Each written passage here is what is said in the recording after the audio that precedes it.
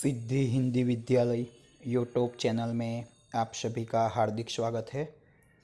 विद्यार्थी मित्रों, आज हम कक्षा 9 विज्ञान और टेक्नोलॉजी विषय में चैप्टर 5 सजीव का आधारभूत मात्रक कोशिका के बारे में आगे अध्ययन करेंगे। पिछले वीडियो में हमने दो कोशिकांग कणाभ सूत्र और रंजक कण माइटोकॉन्ड्रिया और प्लेस्टिड्स के बारे में अभ्यास किया। आज के इस वीडियो में हम अभ्यास करने वाले हैं बच्चों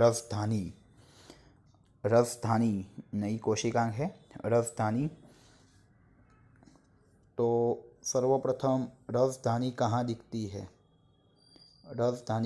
दिखती है यह हमें देखना है।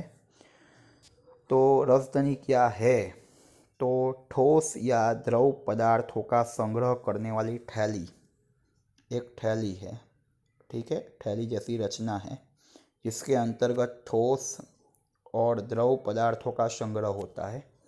मतलब ठोस और द्रव पदार्थों का संग्रह करने वाली थैली जैसी रचना को हम कहते हैं रसधानी। क्या कहा बच्चों? ठोस या द्रव पदार्थों का संग्रह करने वाली थैली जैसी रचना को हम कहते हैं रसधानी। ठोस या द्रव पदार्थों का संग्रह करने वाली थैली जैसी रचना को हम कहते हैं रसधानी। अभी वनस्पति कोशिका और प्राणी कोशिका दोनों के अंतर्गत रसधानी में थोड़ा बहुत परिवर्तन होता है। वनस्पति कोशिका जो होती है वनस्पति कोशिका के अंतर्गत रसधानी बड़े आयतन वाली होती है। वनस्पति कोशिका में जो रसधानी होती है वो बड़े आयतन वाली होती है। वनस्पति कोशिका में जो रसधानी होती है वह बड़े आयतन वाली होती है। और कुछ वनस्पति कोशिका में जो केंद्रस्थ रसधानी, मतलब केंद्र में आई हुई रसधानी कोशिका के आयतन का 50 से 90% हिस्सा कवर करती है। क्या कहा बच्चों?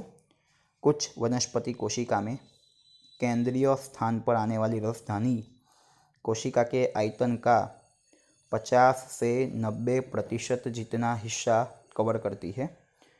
वनस्पति कोशिका में जो रसधानी होती है वो बड़े आयतन वाली होती है और कुछ वनस्पति कोशिका में केंद्रस्थ स्थान पर आने वाली रसधानी कोशिका के आयतन का 50 से 90% जितना हिस्सा कवर करती है। वनस्पति कोशिकाओं के अंतर्गत रसधानी कोशिकीय द्रव्य से भरी होती है। वनस्पति कोशिका के अंतर्गत रसधानी जो होती है वो कोशिकीय द्रव्य से भरी होती है। सामान्यतः बेसिकली वनस्पति कोशिका के जीवन के महत्वपूर्ण द्रव्य जैसे कि अमीनो एसिड्स है, प्रोटीन है, शर्करा है, कार्बनिक एसिड है, ये सब का संग्रह रसधानी में होता है। मतलब ऐसा कह सकते हैं कि वनस्पति कोशिका के जीवन में जो भी महत्वपूर्ण द्रव्य है उन सब का संग्रह वनस्पति कोशिका में रसधानी में होता है। तो जीवन जरूरी जो भी द्रव्य है वनस्पति कोशिका के अंतर्गत जैसे कि एमिनो एसिड्स है, शर्करा है, विविध प्रकार के कार्बनिक एसिड्स है, प्रोटीन है, उन सब का संग्रह वनस्पति कोशिका के अंतर्गत रसधानी में होता है। और जो कार्य है वनस्पति कोशिका को आशुनता और भंगुरता प्रदान करती है। क्या कहा? वनस्पति कोशिका को आशुनता और भंगुरता प्रदान करती है। वनस्पति कोशिका को आशुनता और भंगुरता प्रदान करती है। क्या कहा बच्चों? वनस्पति कोशिका को आशुनता और भंगुरता प्रदान करती है। तो रसधानी, क्या कहा बच्चों? रसधानी वनस्पति कोशिका को आशुनता और भंगुरता प्रदान करती है। फिर बच्चों नेक्स्ट पॉइंट से प्राणी कोशिका में रसधानी कैसी होती है? प्राणी कोशिका में रसधानी, प्राणी कोशिका में रसधानी, प्राणी कोशिका इसके अंतर्गत रसधानी। वनस्पति कोशिका में जो राजधानी होती है वो बड़े आयतन वाली होती है, जबकि प्राणी कोशिका में जो राजधानी होती है वो छोटे आयतन वाली होती है। अमीबा जैसे एक कोशिकीय प्राणी हैं, उसमें खुराक का संग्रह करने वाली राजधानी वो अन्नधानी के स्वरूप में दिखाई देती है।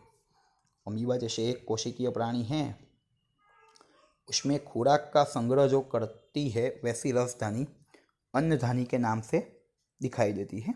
और मीठे जल में रहने वाले एक कोशिकीय प्रजीव विशिष्ट प्रकार की राजधानी, जिसको हम आकुंचक राजधानी कहते हैं, आकुंचक राजधानी, जैसे कि पैरामीशियम है, अमीबा है, और वह जो आकुंचक राजधानी है वो एक्स्ट्रा पानी और कुछ बिन जरूरी पदार्थों का कोशिका में से त्याग करती है। एक्स्ट्रा पानी और बिन जरूरी पदार्थों का कोशिका में से त्याग करती है। मतलब हम ये कह सकते हैं प्राणी कोशिका में जो राजधानी होती है वो छोटे आयतन वाली होती है। अमीबा जैसे एक कोशिकीय प्राणी में जो खुराक का संग्रह करने वाली राजधानी है उसे अन्नधानी कहते हैं। और मीठे जल में रहने वाले एक कोशिकीय प्राणी में जो विशिष्ट प्रकार की राजधानी होती है, जिसे हम आकुंचक राजधानी कहते हैं, वो ज़्यादा मात्रा में जो भी पानी है या तो बिन जरूरी द्रव्य है उसका कोशिका में से त्याग करती है। मतलब राजधानी के अंतर्गत बेसिकली दो राजधानी, वनस्पति कोशिका और प्राणी कोशिका में राजधानी। अभी स्वयं का जनिनिक द्रव्य होता है, स्वयं का जनिन द्रव्य होता है, वैसे दो कोशिकांग के नाम आपको लिखने हैं बच्चों, कणाभ सूत्र और हरित लवक। जिसके पास स्वयं का जीन द्रव्य होता है, स्वयं का जीन द्रव्य होता है, वैसी दो कोशिकांग के नाम बच्चों आपको लिखने हैं, तो कणाभ सूत्र और हरित लवक। यदि कोशिका में कुछ भौतिक या रासायनिक कारणवश कोशिका का आयोजन नष्ट होता है तो क्या होगा, तो वह कोशिका जीने के लिए कार्यक्षम नहीं रहेगी, कोशिका जीने के लिए कार्यक्षम नहीं रहेगी और लाइसोसोम उसका पाचन कर डालेगा। पूरी कोशिका का लाइसोसोम क्या कर डालेगा, पाचन। लाइसोसोम को आत्मघाती थैली क्यों कहते हैं? जब कोशिका इजाग्रस्त बनती है तब लाइसोसोम्स टूटते हैं, उसके पाचक उत्सेचक बाहर आते हैं और समग्रतः कोश का पाचन करते हैं। जब कोशिका इजाग्रस्त मतलब उसको नुकसान होता है तब लाइसोसोम नामक अंगिका टूटती है और उसमें से पाचक उत्सेचक बाहर आते हैं और समग्र कोशिका का पाचन कर लेते हैं। कोशिका में प्रोटीन संश्लेषण कहाँ पर होगा, तो रिबोसोम्स की सतह पर। कोशिका में जो प्रोटीन का संश्लेषण कहाँ पर होगा, तो रिबोसोम्स पर। बच्चों कुछ एक अंतर है वनस्पति कोशिका और प्राणी कोशिका। बच्चों बहुत सरल अंतर है, इसके अंतर्गत आपको क्या होता है और क्या नहीं होता है उसके बारे में लिखना है। वनस्पति कोशिका और प्राणी कोशिका। वनस्पति कोशिका में किसकी उपस्थिति है, प्राणी कोशिका में किसकी उपस्थिति, वो आपको लिखना है, तो ये अंतर ऑटोमेटिकली सरलता से आपको याद भी रह जाता है।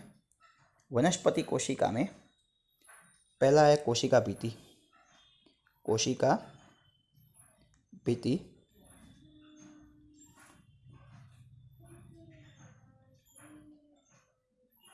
तो वनस्पति कोशिका के अंतर्गत होती है, इसमें होती नहीं है, बराबर। इसमें तारा केंद्रक मतलब जिसका कार्य है कोशिका विभाजन में मदद करना, वनस्पति कोशिका में नहीं होता, प्राणी कोशिका में होता है। हरित लवक तो वो वनस्पति कोशिका में होगा, प्राणी कोशिका में नहीं होगा। फिर रसदानी जो है वनस्पति कोशिका में बड़े आयतन वाली होती है, जबकि प्राणी कोशिका में छोटे आयतन वाली होती है, प्राणी कोशिका के छोटे आयतन वाली होती है। यदि कोशिका रस स्तर टूट जाए तो क्या होगा, तो कोशिका रस स्तर का कार्य क्या है कि कोशिका में प्रवेश करने वाले और कोशिका में से बाहर निकलने वाले द्रव्यों का नियंत्रण करना। तो क्या होगा, यदि कोशिका रस स्तर टूट जाए तो बाहर का कोई भी द्रव्य कोशिका में जा सकता है, कोशिका का कोई भी द्रव्य बाहर आ सकता है, कोई नियंत्रण रहने वाला नहीं है। गोल्गी प्रसाधन का यदि अभाव हो, गोल्गी प्रसाधन न हो तो कोशिका जीवन का क्या होगा, तो उसका जो कार्य है वो नहीं होगा, तो कोशिकीय उत्पादों का पैकेजिंग, रूपांतरण, उनको मुक्त करने का कार्य रुक जाएगा, द्रव्य का संग्रह बढ़ता जाएगा और लास्ट में कोश शिथिलन जीवन की ओर धकेलाता है। कौन सी कोशिकांग को ऊर्जागर कहते हैं, तो क्योंकि कणाभ सूत्र में जीवन के लिए जरूरी रासायनिक प्रक्रियाओं के लिए जो भी ऊर्जा है वो एटीपी के स्वरूप में कणाभ सूत्र निर्माण करते हैं। जरूरी शरीर के लिए जो भी ऊर्जा है वो कणाभ सूत्र एटीपी के माध्यम से मुक्त करते हैं। कोशिका रस स्तर का जो संरचनात्मक घटक प्रोटीन और लिपिड का संश्लेषण कहाँ पर होता है? अंतःकोशिका रस झिल्ली। अमीबा उसका खुराक कैसे प्राप्त करता है? अंतर्वहन। कौन सी प्रक्रिया? अंतर्वहन के द्वारा। बच्चों मतलब आपने यदि पाठ के हर एक टॉपिक की थियरी पढ़ी हुई है व्यवस्थित रूप से तो आपको ये छोटे छोटे प्रश्न बहुत ही सरल रूप से याद रह जाते हैं बच्चों। धन्यवाद। यदि यह वीडियो आपको पसंद आया हो तो इस वीडियो को लाइक कीजिएगा, अपने मित्रों को शेयर कीजिएगा और इस सिद्धि हिंदी विद्यालय यूट्यूब चैनल को सब्सक्राइब करना ना भूलें ताकि आने वाले वीडियो का नोटिफिकेशन आपको जल्द से जल्द मिल सके। धन्यवाद।